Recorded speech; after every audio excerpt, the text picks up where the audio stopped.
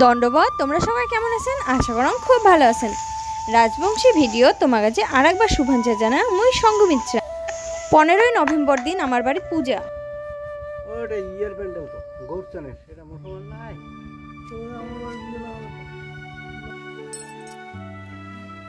মামলাত পড়িল দেখো যে মোর বাবা শঙ্কর কাকুর সাথে বসেছিল।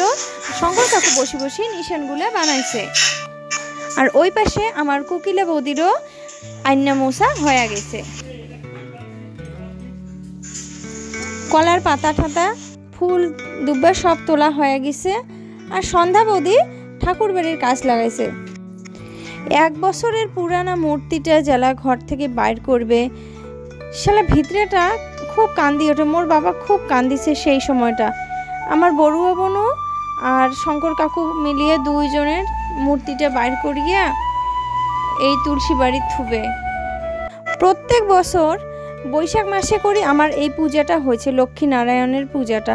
কিন্তু করোনার সময় মোর মা বাবা জ্বালা আমার বাড়ি ছিল, মানে বাঁকুড়া ছিল, সেই সময় পূজার সময়টা পার হয়ে যায়।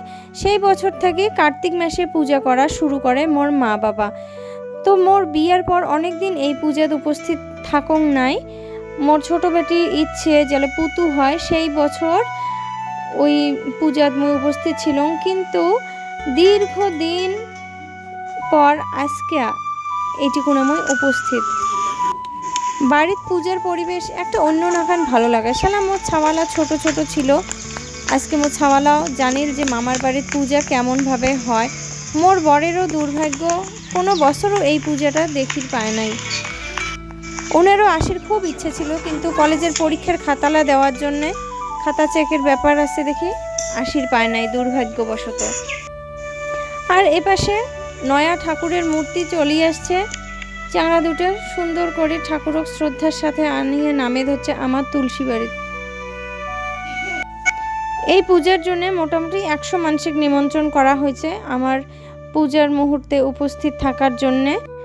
দিনের বেলা বেশি মানসি নাই, খালি বদি ঘর আছে কাজ করি ধরছে। এবার সে ঢাকিও চলে এসছে।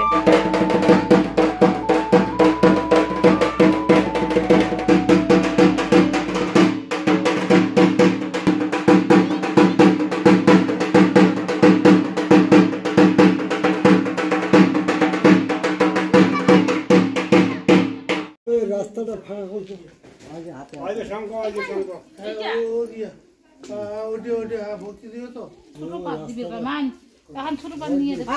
বাবু ঢাকটা টানা তো।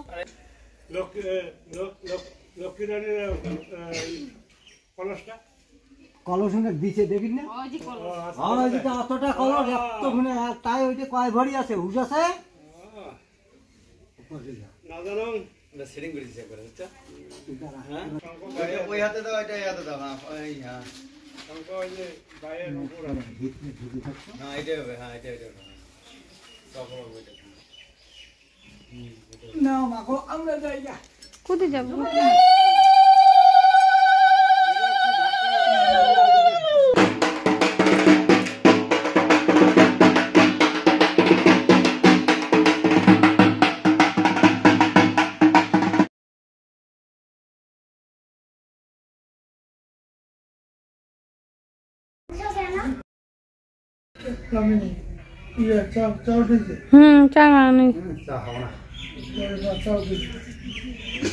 ঠিক আছে, কান্না করছে।